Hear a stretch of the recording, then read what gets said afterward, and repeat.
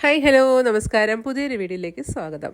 ഞാനിന്ന് വന്നിട്ടുള്ളത് Rajeev Gandhi national aviation യൂണിവേഴ്സിറ്റിയെ കുറിച്ചൊരു കുഞ്ഞു വീഡിയോ. ഇതൊരു പ്രൊമോഷൻ വീഡിയോ ഒന്നുമല്ല, ഇതൊരു നാഷണൽ ലെവലിലുള്ളൊരു യൂണിവേഴ്സിറ്റിയാണ്.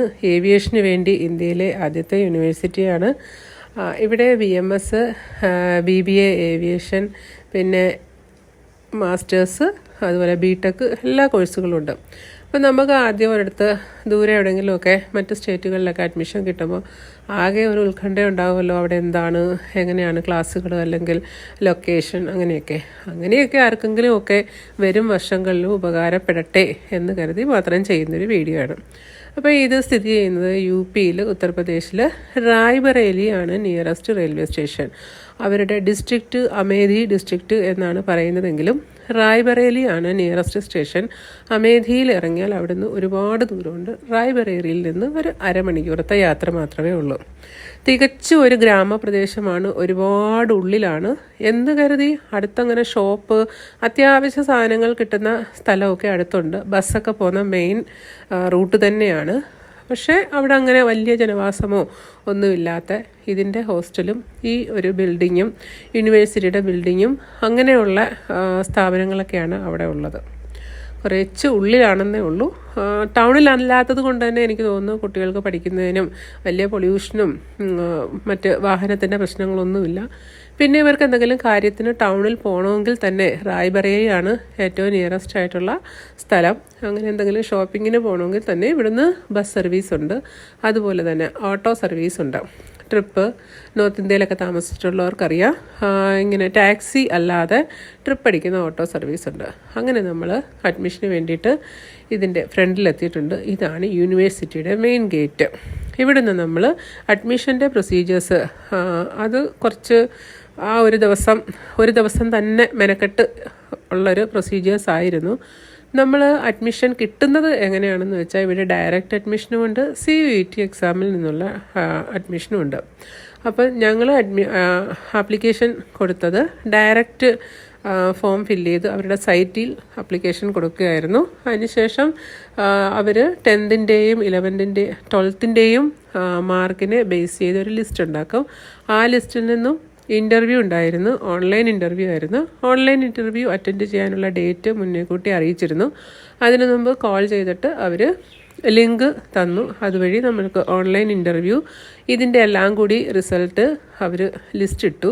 ആ ലിസ്റ്റിൽ നിന്നാണ് നമ്മുടെ സെലക്ഷൻ ലിസ്റ്റ് വന്നത്. അപ്പോൾ ആദ്യത്തെ സെലക്ഷൻ ലിസ്റ്റുകാർ 25,000 ആദ്യമേ നമുക്ക് താല്പര്യമുണ്ടെങ്കിൽ, നമ്മളിപ്പോൾ സെലക്ഷൻ ആയെങ്കിലും എല്ലാവർക്കും അവിടെ പോകണമെന്ന് താല്പര്യം ഉണ്ടായിട്ടല്ല, മറ്റെവിടെങ്കിലുമൊക്കെ ആൾക്കാർ ജോയിൻ ചെയ്യുമല്ലോ, അതുകൊണ്ട് നമുക്ക് താല്പര്യം ഉണ്ടെന്നുണ്ടെങ്കിൽ 25,000 അടച്ച് നമ്മൾ ആ സീറ്റ് ബുക്ക് ചെയ്യണം. ബാക്കി പൈസ, ഫീസിൻ്റെ ഫുൾ ഡീറ്റെയിൽസ് ഒന്നും ഞാൻ വീഡിയോയിൽ പറയുന്നില്ല. അത് ഈ കോളേജിൻ്റെ രാജീവ് ഗാന്ധി ഏവിയേഷൻ യൂണിവേഴ്സിറ്റിയുടെ സൈറ്റിൽ പോയി നോക്കിയാൽ ഫീസിൻ്റെ ഡീറ്റെയിൽസ് എല്ലാം അവിടെ ഉണ്ട്. പിന്നെ ഈ 25,000 അടയ്ക്കുന്നതിൻ്റെ നമ്മൾ സ്ക്രീൻഷോട്ട് എടുത്തിട്ട്, അല്ലെങ്കിൽ എന്തെങ്കിലും ഒരു പ്രൂഫ്, നമുക്ക് മെസ്സേജ്, ബാങ്കിൽ നിന്ന് കിട്ടിയ മെസ്സേജ് ഒക്കെ എടുത്തിട്ട് നമ്മൾ മെയിൽ ചെയ്ത് കൊടുക്കണം. അപ്പം നമ്മുടെ സീറ്റ് അവിടെ റിസർവായി, അല്ലെങ്കിൽ അവർ വെയിറ്റിംഗ് ലിസ്റ്റിൽ നിന്നുള്ള ആളിനെ എടുക്കും. പിന്നെ ബാക്കി പൈസ അടയ്ക്കാനുള്ളത് നമ്മൾ സർട്ടിഫിക്കറ്റ് വെരിഫിക്കേഷന് ചെല്ലുന്ന ദിവസം പറഞ്ഞിട്ടുണ്ടായിരുന്നു. ആ ദിവസം അവിടെ ചെന്നിട്ട് എല്ലാം വെരിഫൈ ചെയ്തതിന് ശേഷം പിന്നെ ബാക്കി ഫീസ് അടച്ചാൽ മതി. അപ്പോൾ അവിടെ ശ്രദ്ധിക്കാനുള്ളത് ഒരു കാര്യം, നമ്മൾ ആദ്യം അടച്ച 25,000-ൻ്റെ നമ്മുടെ മൊബൈലിൽ ഉണ്ടെങ്കിൽ പോലും അതിൻ്റെ ഒരു പ്രൂഫ്, സ്ക്രീൻഷോട്ട് അല്ലാതെ പേപ്പറിൽ ഒരു പ്രിൻ്റ് ഔട്ട് എടുത്തുകൊണ്ട് പോകേണ്ടതാണ്. അത് പ്രത്യേകം ശ്രദ്ധിക്കണം. അതുപോലെ ഈ കാണുന്നതാണ് ക്യാമ്പസ്. ഇതിൻ്റെ ഉള്ളിൽ തന്നെയാണ് ഹോസ്റ്റലുള്ളത്. ഇപ്പം നമ്മൾ ഹോസ്റ്റലിലേക്കാണ് പോയിക്കൊണ്ടിരിക്കുന്നത്. പിന്നെ അവിടെ ചെന്നിട്ട് ബാക്കി അടയ്ക്കാനുള്ള തുക അടയ്ക്കുമ്പോഴും അത് അക്കൗണ്ട്സ് എല്ലാം അതേ അക്കൗണ്ടിലേക്ക് അവർ അക്കൗണ്ട് നമ്പറൊക്കെ തന്നിട്ടുണ്ട്. പറ്റുമെന്നുണ്ടെങ്കിൽ ബെനിഫിഷ്യറി ആഡ് ആക്കിയതിന് ശേഷം അയക്കുകയാണെങ്കിൽ ഒറ്റ ട്രാൻസാക്ഷനിൽ തന്നെ എല്ലാം നടക്കുന്നതായിരിക്കും. പിന്നെ അവരിങ്ങനെ ഇത് മാച്ച് ചെയ്യാൻ ഒരേ സമയത്ത് പലരും പൈസ അയച്ചുകൊണ്ടിരിക്കുന്നത് കൊണ്ട് അതിങ്ങനെ മാച്ച് ചെയ്യാൻ വേണ്ടിയിട്ട് കുറച്ച് സമയമെടുക്കും. ആരുടെയൊക്കെ പൈസ എവിടെയൊക്കെയാണ് വന്നത് എന്നുള്ള ട്രാൻസാക്ഷൻ എല്ലാം ക്ലിയർ ആക്കാൻ വേണ്ടിയിട്ട്. അങ്ങനെ കുറച്ച് സമയമെടുക്കും. ഏകദേശം 4 മണിയോടെയൊക്കെ ആയി അന്നത്തെ ആ പ്രോസസ്സ് എല്ലാം കഴിഞ്ഞപ്പോഴത്തേന്. ഒരുപാട് കുട്ടികളുണ്ടായിരുന്നു സർട്ടിഫിക്കറ്റ് വെരിഫിക്കേഷന്. അന്നേരം എല്ലാവരുടെയും നോക്കി പിന്നെ പേയ്മെൻ്റൊക്കെ ചെയ്ത് ഒക്കെ വരുമ്പോഴത്തേന് പിന്നെ അതിനുശേഷം അവരുടെ തന്നെ ഹോസ്റ്റലാണ്. ഹോസ്റ്റൽ നല്ല അടിപൊളിയാണ് കേട്ടോ, നല്ല സൗകര്യങ്ങളെല്ലാം ഉണ്ട്. ഞാൻ ഇതിനു മുമ്പ് പല വീഡിയോയിലൊക്കെ കണ്ടിട്ടുണ്ടായിരുന്നു ഇവിടുത്തെ ഹോസ്റ്റൽ നല്ലതാണ്, ഫുഡ് നല്ലതാണെന്നൊക്കെ. എങ്കിലും നേരിട്ട് കണ്ടപ്പോൾ ഞാനും വീഡിയോ എടുത്ത്. നല്ല സ്പേഷ്യസ് ആയിട്ടുള്ള അലമാരയുണ്ട്, വലിയൊരു റൂമാണ്, 2 ബെഡ്, സിംഗിൾ ബെഡാണ്, കൂളർ വെച്ചിട്ടുണ്ട്. അതുപോലെ AC അവിടെ ഫിറ്റിംഗ് ആണ്, പക്ഷേ ഇപ്പോൾ AC തൽക്കാലം പ്രവർത്തിക്കുന്നില്ല. AC ഫിറ്റിംഗ് ഒക്കെ കഴിഞ്ഞതേ ഉള്ളൂ, എന്തോ കേടാണെന്നാണ് പറഞ്ഞത്. പക്ഷേ അതിൻ്റെ ആവശ്യമില്ല. കൂളറുണ്ട്, 2 ഫാനുണ്ട്, ചെറിയൊരു ബാൽക്കണിയുണ്ട്. ഇവിടെ ഇട്ട് കുട്ടികൾക്ക് തുണിയൊക്കെ ഉണക്കാനുള്ള സൗകര്യമുണ്ട്. പിന്നെ ഇതാണ് ഇവരുടെ ബാൽക്കണിയിൽ നിന്നും വെളിയിലോട്ടുള്ള വ്യൂ കാണുന്നത്. നല്ല സ്പേഷ്യസ് ആണ്. അതുപോലെ ബാത്റൂം 2 റൂമിന് കോമൺ ആയിട്ട് ആണ് ബാത്റൂം കൊടുത്തിരിക്കുന്നത്. റൂമിൻ്റെ ഉള്ളിലല്ല, റൂമിന് പുറത്തേക്കാണ് ബാത്റൂം ഉള്ളത്. ഇതാണ് ബാൽക്കണിയിൽ നിന്ന് നമ്മൾ അകത്തേക്ക് നോക്കുമ്പോൾ ഇത്രയും സ്ഥലമുണ്ട്. നല്ല സ്പേഷ്യസ് ആയിട്ടുള്ള റൂം, ഒരു ബുദ്ധിമുട്ടുമില്ല, നല്ല ഹൈറ്റൊക്കെ ഉള്ള റൂമാണ്. പിന്നെ നല്ല ഒരു കണ്ണാടിയുണ്ട്, അൽമാരി തന്നെ നല്ല സ്പേഷ്യസ് ആണ്. പിന്നെ അതുപോലെ റൂമിൽ നിന്ന് പുറത്തേക്ക് ഇറങ്ങുന്നിടത്ത് അടുത്ത റൂം ഫേസ് ടു ഫേസ് ആണ്. ഇതിൻ്റെ രണ്ടിൻ്റെയും കൂടെ നടുക്കായിട്ടാണ് കോമൺ ആയിട്ട്, അതായത് ഒരു റൂമിൽ താമസിക്കുന്നത് 2 പേര്, അടുത്ത റൂമിൽ താമസിക്കുന്ന 2 പേര്, അങ്ങനെ 4 പേർക്ക് കൂടിയായിട്ടാണ് ഒരു കോമൺ ബാത്റൂം ഉള്ളത്. ബാത്റൂം കോമൺ ആണെങ്കിലും അതിനകത്ത് ഒന്ന് ടോയ്ലറ്റും ഒരു റൂം കുളിക്കുന്നതിനുമുള്ള ബാത്റൂമും ടോയ്ലറ്റുമായിട്ട് സെപ്പറേറ്റ് ചെയ്തിട്ടുണ്ട്. അതുപോലെ ഇതുപോലെ വാഷ് ബേസിൻ സൈഡിലാണ്. വാഷ് ബേസിൻ നമുക്ക് അവിടെ വെച്ച് തുണി അലക്കാനോ അല്ലെങ്കിൽ ബ്രഷ് ചെയ്യുകയോ ഒക്കെ ചെയ്യുമ്പോഴത്തേന് ബാത്റൂം ഒഴിഞ്ഞു കിട്ടും. പ്രശ്നങ്ങളൊന്നുമില്ല. 4 പേർക്ക് സമയം ആവശ്യാനുസരണം ഉപയോഗിച്ച് പ്രശ്നമൊന്നുമില്ലാതെ ബാത്റൂമൊക്കെ ഉപയോഗിക്കാൻ പറ്റുന്ന രീതിയിലാണ്. പിന്നെ ഇവിടുത്തെ ഫുഡ്, ഞങ്ങൾ ചെന്ന ദിവസവും ഞങ്ങൾ ഇവിടെ നിന്നാണ് ഫുഡ് കഴിച്ചത്.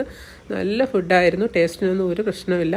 ഇവർക്ക് രാവിലെ മുട്ട, പാല്, അതുപോലെ ചായ വേണ്ടുന്നവർക്കാണെങ്കിൽ ചായ, ഇത് മസ്റ്റാണ്. എല്ലാ ദിവസവും ബ്രേക്ക്ഫാസ്റ്റിനൊപ്പം ഒരു മുട്ട, ചായ, പാല് ഇതൊക്കെയുണ്ട്.